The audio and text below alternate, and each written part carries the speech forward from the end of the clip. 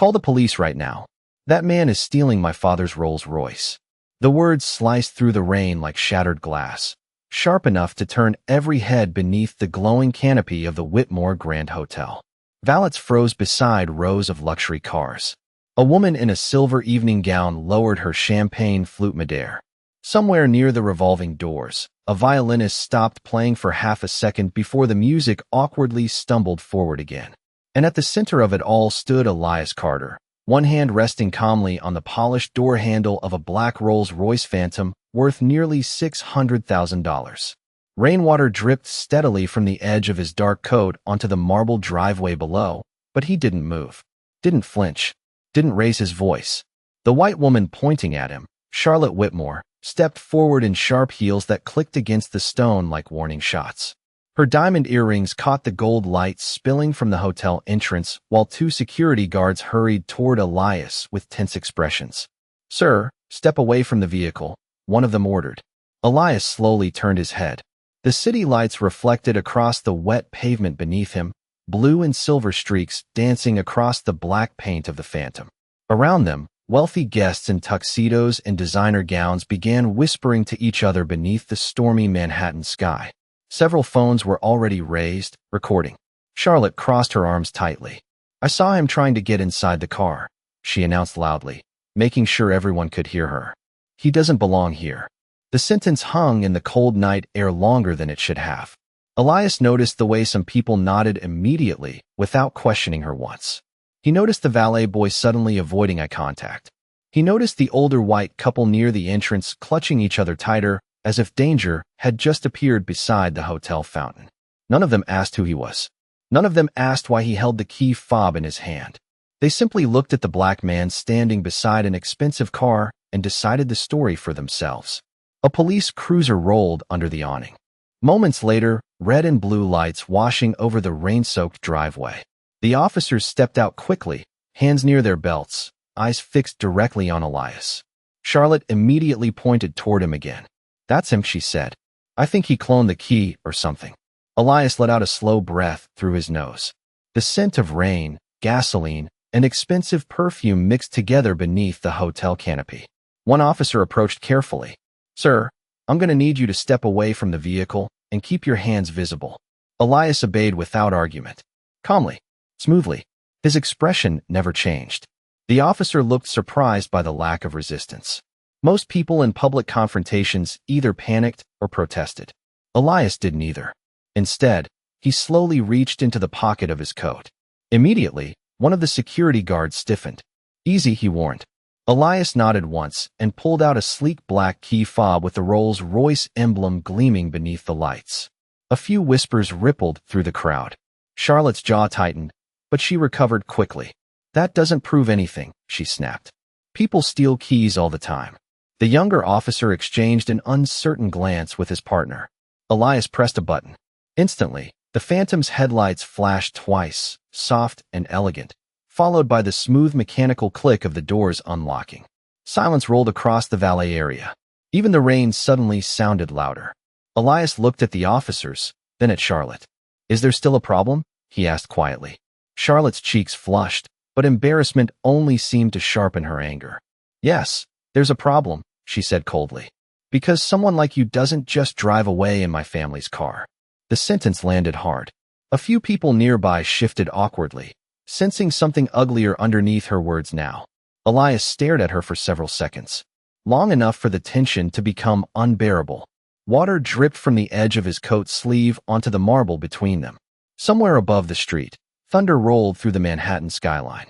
Then Charlotte glanced toward the officers again. "Check his ID," she insisted. "Now." One officer hesitated. The older one finally stepped closer to Elias with visible discomfort. "Sir, do you have identification on you?" Elias slowly reached inside his coat again and handed over a slim leather wallet. The officer opened it. His eyes moved once across the card inside, then twice. The color in his face shifted almost instantly. The younger officer leaned in to look over his shoulder, and his posture changed too. Subtly, carefully, like two men suddenly realizing they had walked into the wrong story. Charlotte noticed it immediately. "What?" she demanded impatiently. "What is it?" Neither officer answered her right away. Elias calmly took another step toward the Rolls-Royce, rain glimmering across the shoulders of his coat beneath the hotel lights. His voice stayed low, controlled, almost tired. You may want to call your board chairman before this gets any more embarrassing. And for the first time since she started yelling, Charlotte Whitmore stopped speaking. For a moment, nobody moved.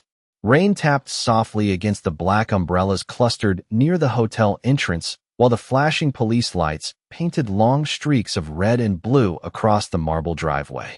Charlotte Whitmore stood frozen beside the Rolls-Royce, her lips slightly parted, her manicured fingers tightening around the silver clutch hanging from her wrist. The confidence that had filled her voice seconds earlier now seemed to flicker beneath the surface like a candle struggling against wind. One of the officers cleared his throat awkwardly before handing Elias Carter his identification back with both hands. "Sir," he said carefully, "I did not realize who you were." Elias slipped the wallet calmly into his coat pocket. "That is usually the problem," he replied. The younger officer lowered his eyes immediately. Nearby, the valet attendants exchanged nervous glances. Several guests who had been recording moments earlier slowly lowered their phones, suddenly uncomfortable with what they had captured. Charlotte looked from the officers to Elias and back again, searching for control that no longer seemed fully hers. "This has to be some mistake," she said sharply. "My father would have told me if somebody new was coming tonight." Elias looked toward the glowing hotel windows towering above them. Reflections of crystal chandeliers shimmered against the rain-covered glass like floating gold fire. "Your father knows," he answered quietly. "The board knows too." Charlotte shook her head once, almost laughing under her breath as if denying reality could still protect her pride. "Whitmore Motors does not hand control to strangers." Elias did not respond immediately. He simply glanced at the enormous illuminated logo above the hotel entrance. Whitmore Global Automotive. The same company his father once spent 32 years working for before being forced into retirement with a weak pension and a worn-out back. The same company whose luxury dealerships had once followed him through showrooms when he was younger, assuming he could not afford the cars he admired. The memory returned fast and sharp beneath the sound of rain. Elias was 17 again, standing beside his father inside a Detroit showroom, while salesmen ignored them for nearly 40 minutes. He still remembered his father smoothing grease-stained hands against borrowed slacks before quietly saying, "One day, son, never let another man decide your worth before you even speak." Back then, they drove home in an aging pickup truck with a heater that barely worked during Michigan winters. Some nights the apartment lights went dark because bills came faster than paychecks. Elias learned early that dignity and money were not always invited into the same rooms. But he also learned silence could become strength if you survived long enough to use it wisely. Thunder rolled above Manhattan again, pulling him back to the present. Charlotte folded her arms tightly against the cold. "Even if you are some investor," she said, trying to steady her voice, "that still does not explain why you are driving my father's car." Elias reached into his coat once more. This time he pulled out a folded valet ticket. Rainwater glimmered across the paper as he handed it to the older officer. "Your hotel staff brought it around 15 minutes ago," he said calmly. The officer examined the ticket, then nodded uncomfortably toward Charlotte. "It checks out." A faint ripple of whispers moved through the crowd again. Charlotte's face flushed deeper now, though whether from embarrassment or anger, even she no longer seemed certain. Before she could answer, the massive glass doors of the hotel swung open. Warm golden light spilled across the driveway as several executives hurried outside in dark tailored suits. At the center of them was an older white man with silver hair and a tense expression that immediately shifted the atmosphere. "Arthur Whitmore." Charlotte straightened instantly. "Dad," she said with relief rushing into her voice. "Thank God. Tell them this man has no business touching your car." But Arthur Whitmore never even looked at her. His eyes locked directly onto Elias. Then, to the shock of everyone standing beneath the canopy, the older man walked forward quickly and extended his hand. "Mr. Carter," he said breathlessly, "I am terribly sorry for the misunderstanding. The board has been waiting upstairs for nearly 20 minutes." The driveway fell completely silent. Charlotte stared at her father as though she had stopped understanding the language around her. Elias accepted the handshake with calm restraint. No smile, no triumph, just quiet composure. Arthur Whitmore glanced uneasily at the officers, the security guards, and finally his daughter, whose face had gone pale beneath the hotel lights. "Charlotte," he said slowly, disappointment heavy in his voice. "Do you understand who this man is?" She swallowed hard, but said nothing. Arthur exhaled through his nose before answering the question himself. As of 4 o'clock this afternoon, Elias Carter became the majority owner of Whitmore Global Automotive. The rain continued falling softly around them, but nobody seemed to hear it anymore. Charlotte Whitmore felt every pair of eyes around the driveway shift toward her at once.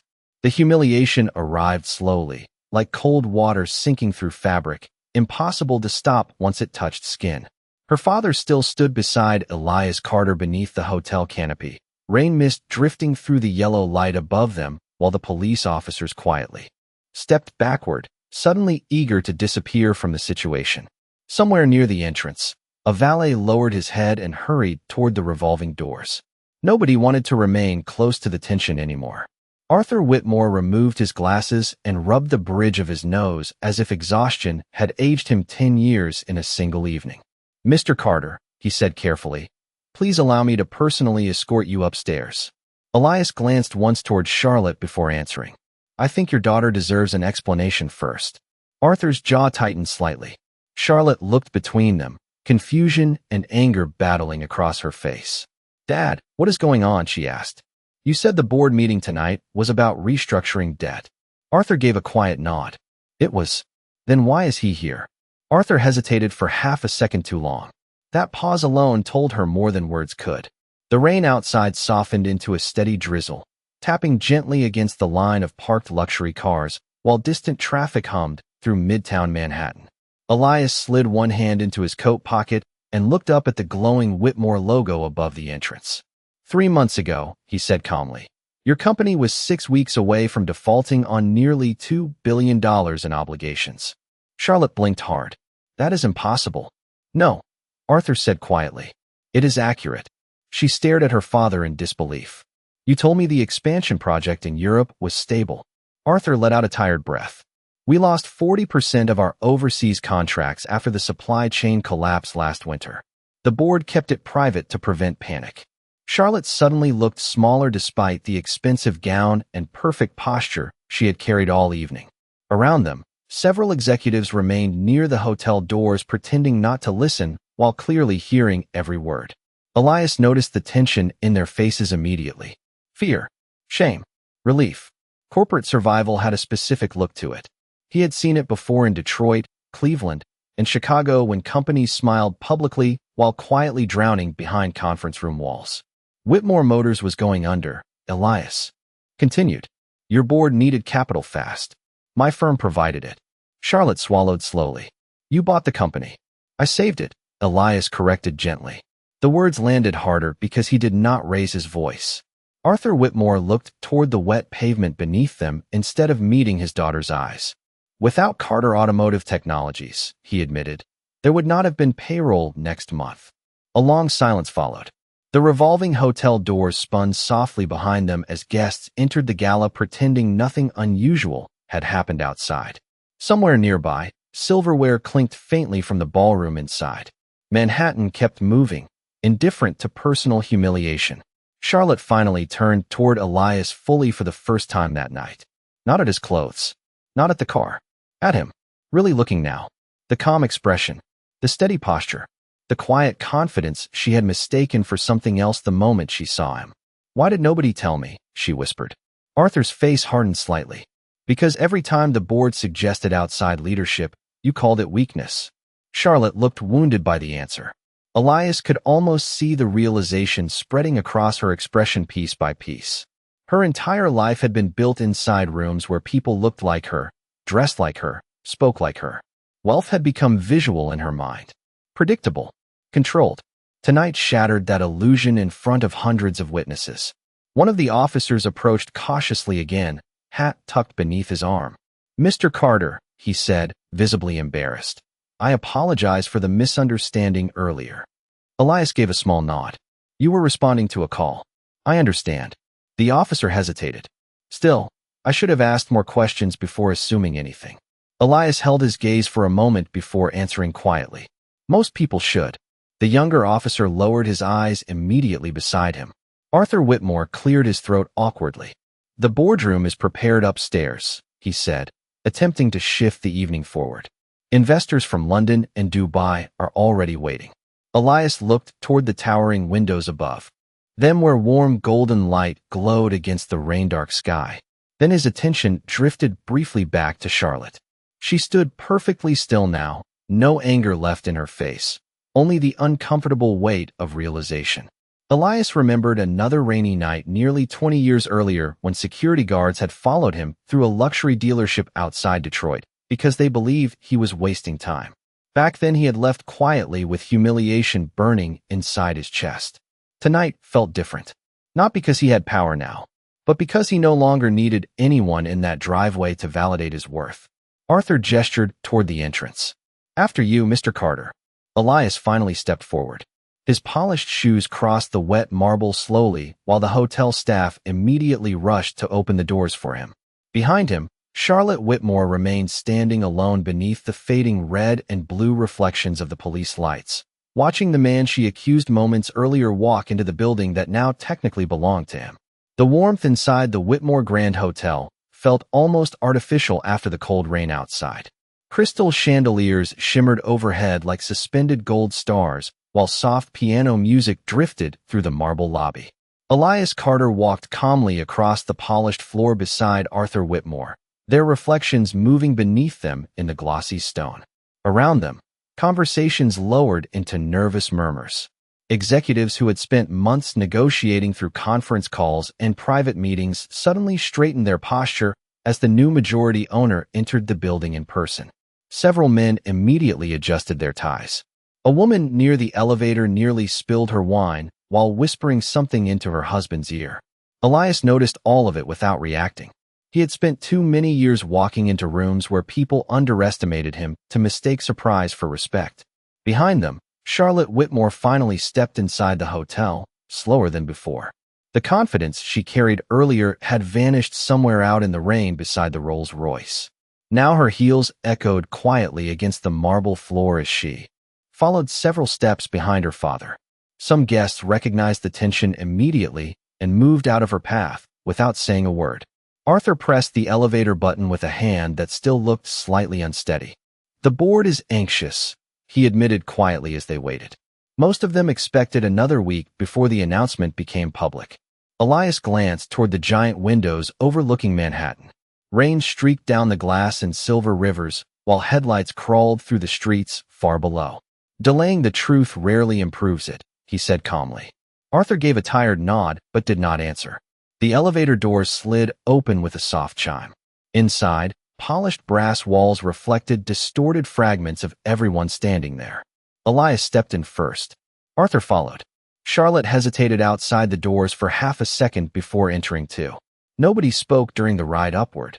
Only the faint hum of the elevator filled the silence. 32 floors above Manhattan, the private executive level opened into a hallway lined with dark wood paneling and framed photographs from Whitmore Motors' history. Black and white images of factories, assembly lines, and smiling executives stretched across decades of corporate success. Elias slowed briefly beside one photograph from 1989 showing workers standing proudly beside the company's first luxury sedan. His eyes paused on the faces in the back row. Mechanics, painters, factory workers, men whose names never appeared in business magazines despite building everything the executives took credit for. Arthur noticed him looking. "Your father worked in our Detroit facility, did he not?" Elias kept his eyes on the photo. 32 years. Arthur swallowed quietly. He was respected there. Elias finally looked at him. Respect should not arrive after retirement. Arthur had no answer for that. At the end of the hallway, large double doors stood partially open.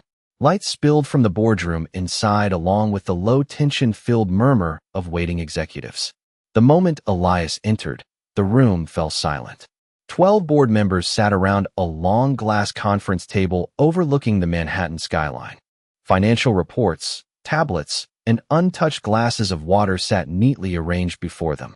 Several people immediately rose to their feet. Others simply stared. Elias noticed the same expression on many faces that he had seen downstairs. curiosity mixed with discomfort. The oldest board member, Richard Holloway, forced a smile as he approached. "Mr. Carter," he said warmly, extending his hand. "We are honored to finally meet you in person." Elias shook his hand once. Firm. Controlled. "Thank you." Richard gestured toward the head chair at the table. Arthur Whitmore instinctively moved toward it first before suddenly stopping himself. The realization crossed his face awkwardly. That seat no longer belonged to him. Elias noticed the hesitation immediately. So did everyone else in the room. Slowly, Arthur stepped aside. The silence deepened. Elias looked at the chair for a moment before taking it calmly. No arrogance. No dramatic gesture. Just quiet acceptance. Yet somehow that made the moment even heavier. Charlotte remained near the doorway, arms folded tightly across herself as if trying to hold onto stability. The room suddenly felt unfamiliar to her now. The board members who once greeted her with effortless confidence seemed cautious tonight, measuring every word carefully around the man she publicly humiliated less than an hour earlier. Richard Holloway cleared his throat awkwardly. "Before we begin," he said carefully, "I think everyone here wants to acknowledge the difficult situation downstairs." Several eyes shifted uncomfortably toward Charlotte. She looked away immediately. Elias rested his hands calmly on the glass table. "There is no need," he said quietly. What happened downstairs was not new. The honesty in his voice landed harder than anger would have. Nobody moved. Nobody interrupted. Rain tapped softly against the enormous windows overlooking the city while thunder rolled somewhere far beyond the skyline. Elias leaned back slightly in the chair and looked around the room. "The real question," he continued calmly, "is whether this company is prepared to become something better than what built it." The board members exchanged uncertain glances. And for the first time that evening, Charlotte Whitmore realized this meeting was not only about ownership. It was about change. The boardroom remained quiet long after Elias Carter finished speaking. Outside the floor-to-ceiling windows, Manhattan shimmered beneath the rain like a sea of blurred white and gold lights stretching endlessly into the darkness. Inside, nobody seemed eager to become the first person to answer him. The air itself felt heavy now, thick with the uncomfortable realization that the company sitting around that table had survived financially but stood exposed morally. Richard Holloway slowly lowered himself back into his chair and folded his hands carefully. "Mr. Carter," he began cautiously, "Whitmore Motors has always valued hard work and tradition." Elias looked at him calmly. "Tradition built many things," he replied, "but it also protected many excuses." A few executives shifted uncomfortably. Charlotte Whitmore remained near the doorway, silent, her posture rigid beneath the soft chandelier light above the conference table. She had spent years sitting confidently in these meetings beside her father, speaking sharply, directing conversations, controlling outcomes.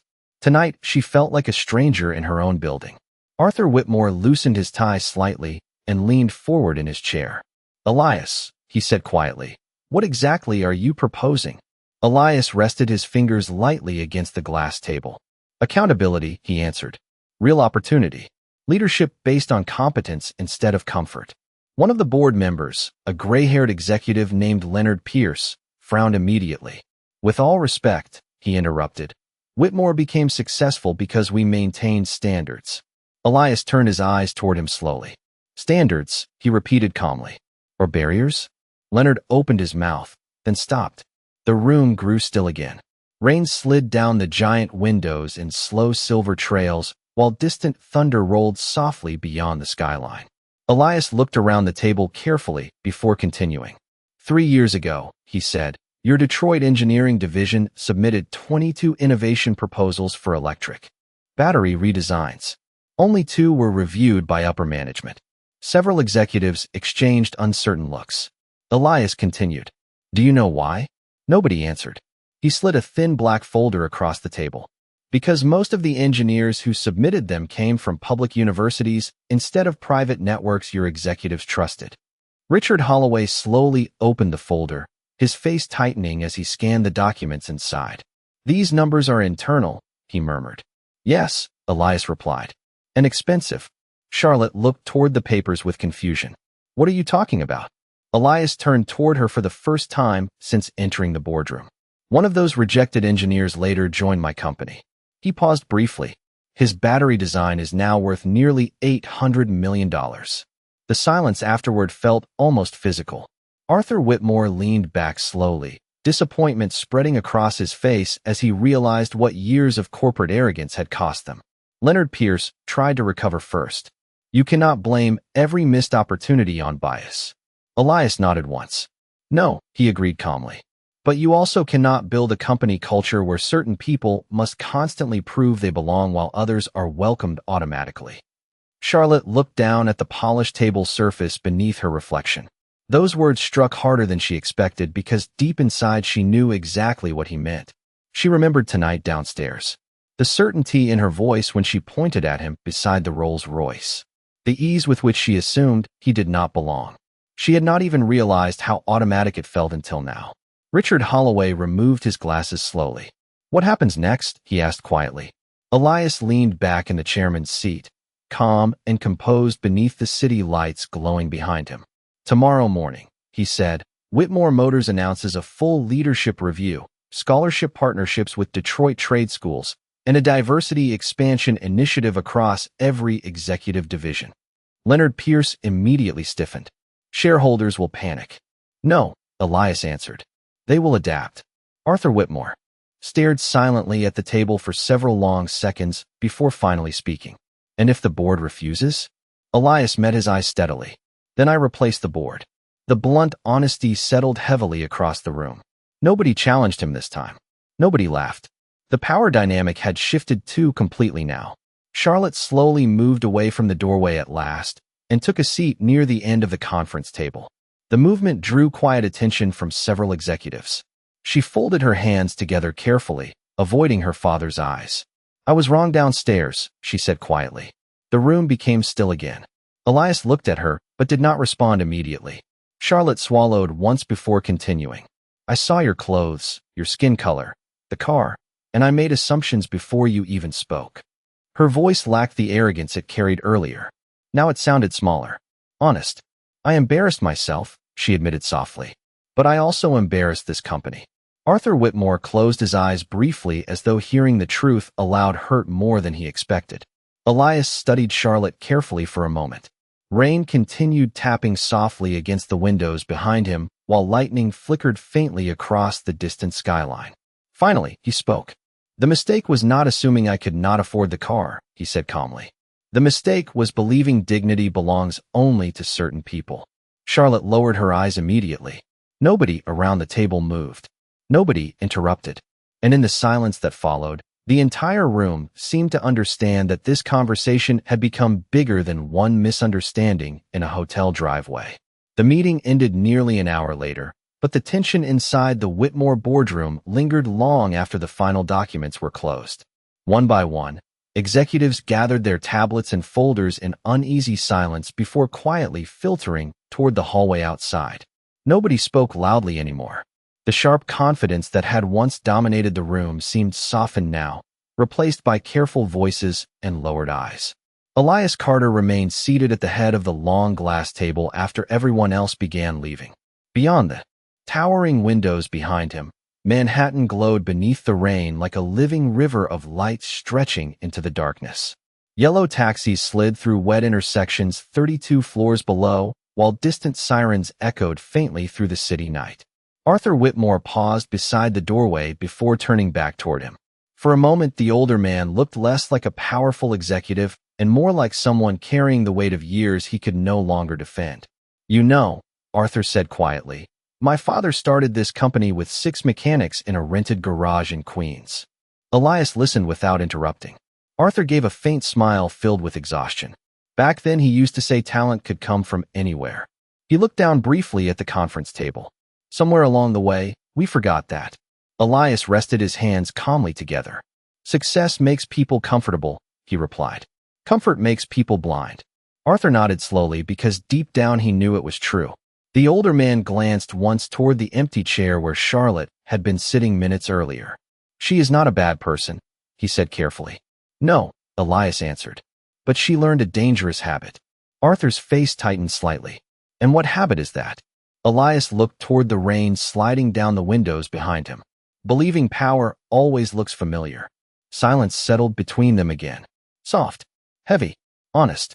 Finally, Arthur gave a small nod and quietly left the room, the doors closing behind him with a low click that echoed through the empty boardroom. Elias remained alone beneath the chandelier light for several minutes without moving. The city stretched endlessly outside while rain tapped gently against the glass like distant fingertips. Nights like this always pulled old memories closer. He remembered sitting beside his father in a tiny Detroit apartment while snow pressed against the windows and overdue bills covered the kitchen table. He remembered hearing his mother quietly crying in the bathroom because the heating had been shut off again. Most of all, he remembered his father ironing the same 2 work shirts every Sunday night no matter how tired he was. Never let bitterness become your identity, his father used to tell him. The world will already try to decide who you are before you speak. Do not help them do it.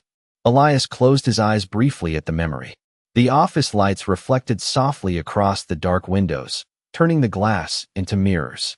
For a second, he saw himself there not as a billionaire investor or chairman of a global company, but simply as the son of a mechanic who survived long enough to sit at tables people once tried to keep him away from.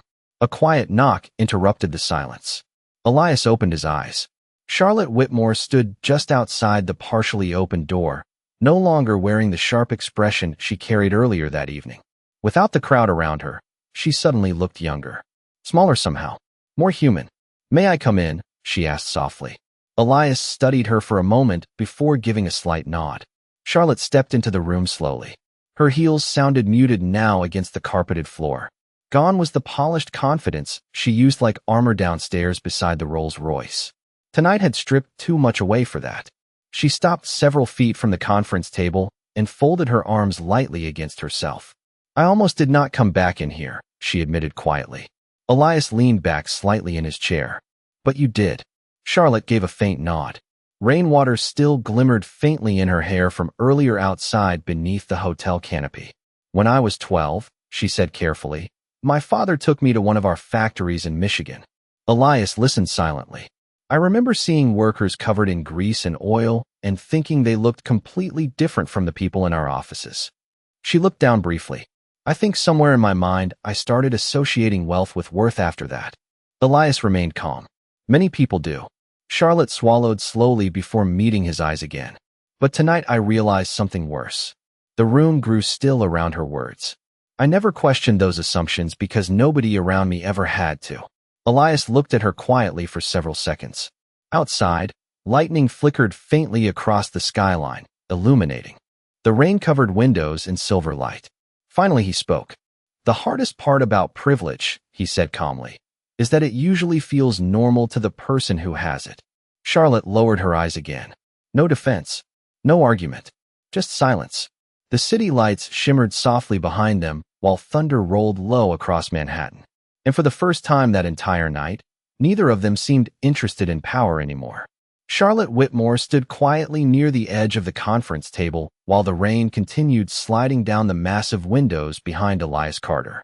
The city outside looked softer now, blurred beneath silver water and distant headlights. Somewhere far below, Manhattan still pulsed with movement and noise, but up on the executive floor everything felt strangely still, almost suspended in time. Elias remained seated calmly at the head of the table, one hand resting lightly against the glass surface while the other held the pair of reading glasses he had not used all evening. The silence between them no longer felt hostile. Heavy, yes. Honest, definitely. But no longer hostile.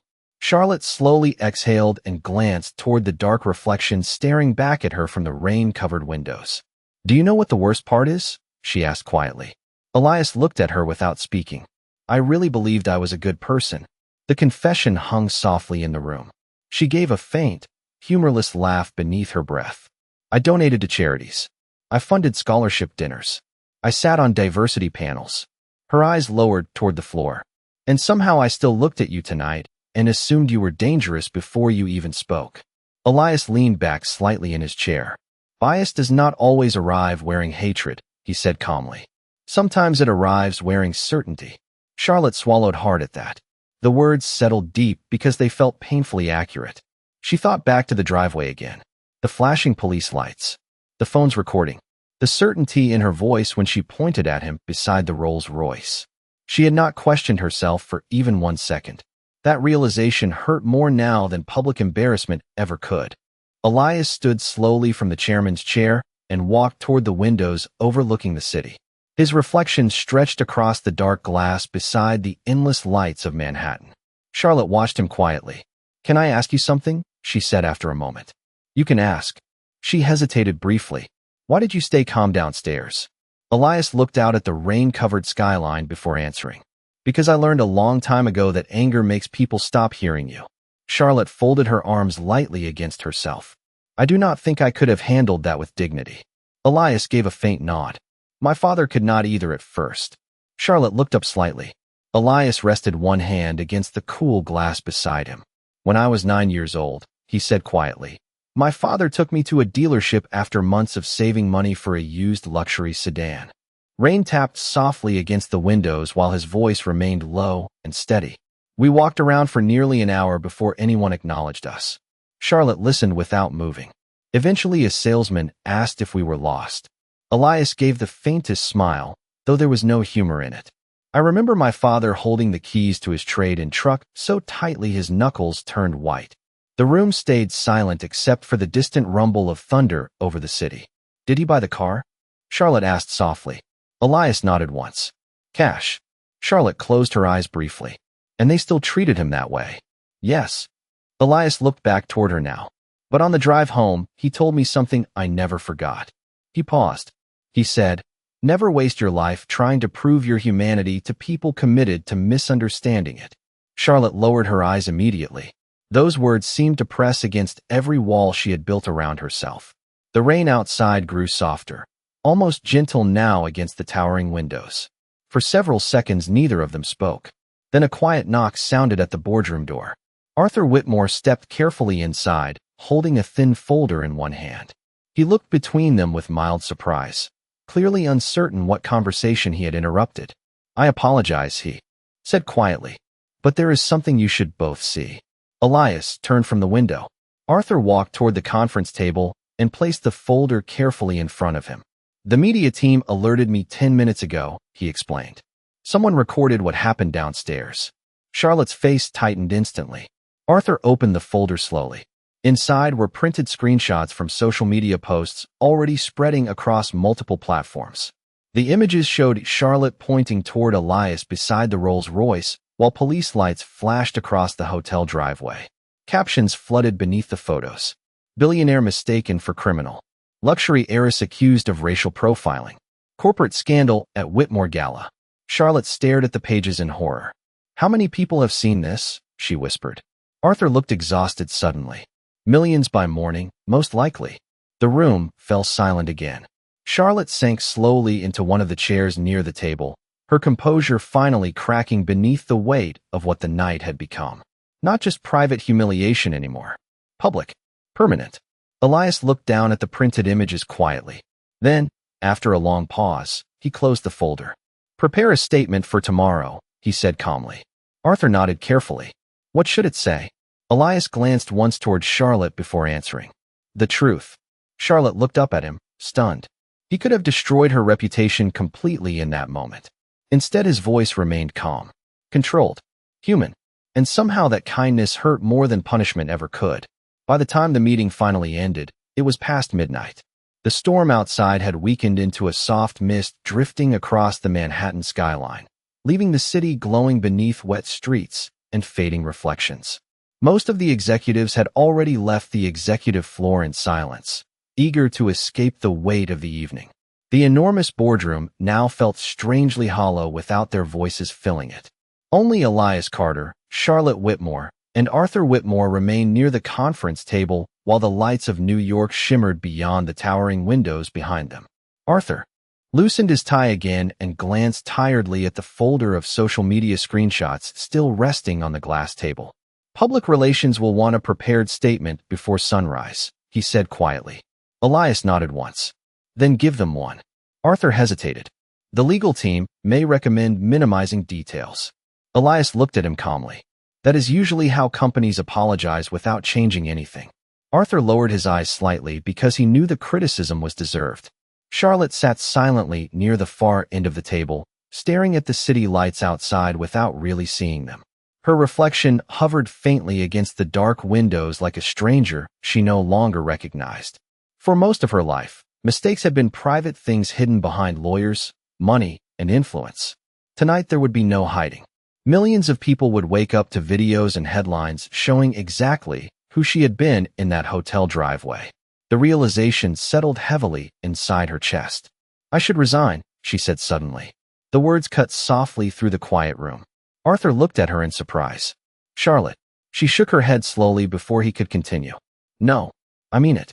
Her voice sounded exhausted now, stripped of the sharp confidence she once carried so easily. "I embarrassed this company. I embarrassed you." Her eyes finally shifted toward Elias. "And I humiliated a man who had done absolutely nothing wrong." Elias remained silent. Charlotte slowly stood from her chair and walked toward the windows overlooking Manhattan. The rain outside had nearly stopped completely now, leaving silver trails across the glass beneath the city lights. "Do you know what scares me most?" she asked quietly without turning around. "Not the headlines. Not the public reaction." She paused briefly. "It is realizing how naturally it happened." Arthur watched his daughter carefully, but said nothing. Charlotte folded her arms lightly against herself. "I did not stop to think. I did not question my assumptions. I just looked at you and decided you did not belong there." Her voice tightened slightly. "And the worst part is that nobody around me questioned it either." The room grew still again. Elias slowly stood from the chairman's chair and walked toward the windows beside her. Reflections of both of them shimmered together in the dark glass, while traffic lights flickered far below like distant stars. "Prejudice survives because it becomes normal," Elias said quietly. Charlotte looked down. "I do not know how to fix something that deep." Elias rested one hand lightly in his coat pocket. "You start by refusing to protect it." Arthur exhaled slowly behind them. "He is right." Charlotte turned slightly toward her father. Arthur looked older tonight somehow. More honest too. "For years this company cared more about preserving comfort than confronting truth," he admitted quietly. "I allowed that." Charlotte stared at him in surprise. Arthur rarely admitted mistakes, especially his own. He looked toward Elias with quiet respect. Maybe tonight was overdue. A long silence followed. Soft, reflective, human. Then Charlotte did something neither man expected. She stepped toward Elias slowly and held out her hand. Not as a corporate gesture, not as performance, just simple sincerity. "I am sorry," she said quietly. "Not because you own this company. Not because the internet saw it." Her eyes held his steadily now. "I am sorry because I looked at you and saw suspicion before humanity." The honesty in her voice filled the room heavier than any speech could have. Elias looked at her hand for a moment before shaking it gently. His expression remained calm, but something softer moved behind his eyes now. Understanding perhaps, or recognition. "My father used to tell me something," he said quietly. "Character is revealed most clearly after people realize they were wrong." Charlotte swallowed hard. "And what does mine say?" Elias glanced toward the rain-covered skyline outside before answering. "That depends on what you choose after tonight." Charlotte lowered her eyes briefly. Then she gave a small nod as though finally understanding that redemption was not a moment. It was a decision repeated over time. Arthur walked slowly toward the conference table and closed the folder of printed headlines. "I will have communications prepare the statement," he said quietly. Elias looked toward him. "Make sure it includes every detail." Arthur nodded once. No hesitation this time. The city lights shimmered softly around them while silence settled through the boardroom again. But unlike earlier that evening, the silence no longer felt sharp or hostile. It felt reflective, like something painful had finally been seen clearly for the first time. Morning arrived quietly over Manhattan. The storm had passed during the night, leaving the city washed clean beneath pale sunlight and streets still shimmering with leftover rain. From the 42nd floor of Whitmore Global Automotive Headquarters, the skyline stretched across the horizon in silver glass and soft blue haze. Inside the executive office, the atmosphere felt completely different from the tension of the previous evening. Calm now. Still. Honest. Elias Carter stood beside the floor-to-ceiling windows with a cup of black coffee warming his hands while early sunlight reflected across the polished wood floors behind him. On the massive screen mounted against the wall, financial news channels replayed footage from the hotel driveway over and over again. The same images repeated across every network. police lights reflecting across wet marble. Charlotte Whitmore pointing toward Elias beside the Rolls-Royce. Crowd staring. Headlines crawled endlessly beneath the footage. Billionaire investor speaks out after viral misunderstanding. Whitmore Global announces major leadership reforms. Elias watched silently for a moment before muting the television. The room immediately felt quieter. Better. A soft knock sounded at the office door. "Come in," he said calmly. Charlotte Whitmore stepped inside, carrying a thin folder against her chest. She wore a simple navy business suit today instead of the expensive designer gown from the gala. Her makeup was lighter. Her posture different somehow. Less guarded. Less performative.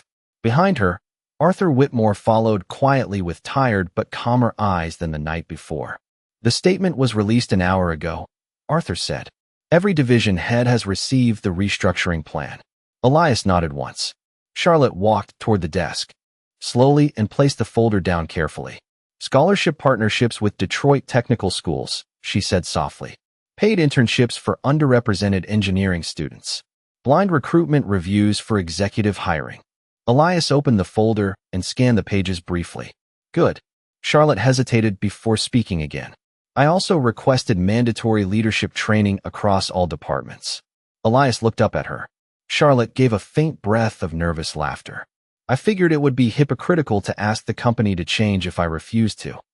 Arthur watched his daughter quietly from across the room. Pride flickered across his expression beneath the exhaustion. Not because she had avoided consequences, but because she had finally stopped avoiding truth. Outside the windows, sunlight glimmered across the Hudson River while helicopters drifted slowly through the brightening morning sky. Manhattan had fully awakened now. Horns echoed faintly far below. Steam rose from rooftops. Life continued moving forward. Elias closed the folder gently. "Thank you," he said. Charlotte looked surprised by the words. "You do not owe me thanks." Elias rested one hand against the edge of the desk. "No," he agreed calmly. "But growth deserves acknowledgement too." The room fell softly silent again. Arthur glanced toward the muted television where analysts still debated the viral footage from last night. "Public opinion seems divided," he admitted carefully. "Some people are defending Charlotte. Others are calling for her resignation." Charlotte lowered her eyes briefly. "I understand why." Elias walked slowly toward the windows again.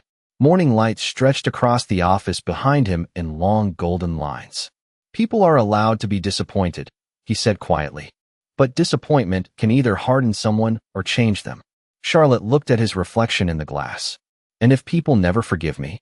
Elias gave a small shrug. "Then you keep doing better anyway." The simplicity of the answer seemed to settle something inside her. No dramatic redemption. No instant absolution. Just responsibility. Consistent and real. Arthur moved toward the office door slowly. "The press conference begins in 20 minutes, he reminded them. Elias nodded once. After Arthur stepped out, Charlotte lingered quietly near the center of the office. "Can I ask you one last thing?" she said softly. Elias turned toward her. Charlotte folded her hands lightly in front of herself. "After everything that happened downstairs last night, why did you choose not to destroy me publicly?" Sunlight reflected softly across the dark glass behind him while the city shimmered below. Elias thought for a moment before answering. "Because humiliation rarely teaches people anything useful."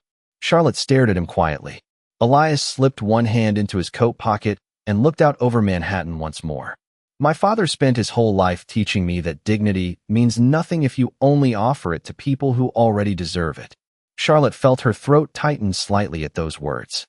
For several seconds, neither of them spoke. Then she gave a small nod filled with quiet understanding. Outside the office, the city continued humming beneath the morning light, while employees moved through hallways preparing for another workday. Somewhere downstairs, elevators opened and closed. Coffee brewed. Phones rang. Ordinary life continued. But inside that office, something invisible had shifted permanently. Elias picked up his suit jacket from the chair beside the desk and headed toward the door.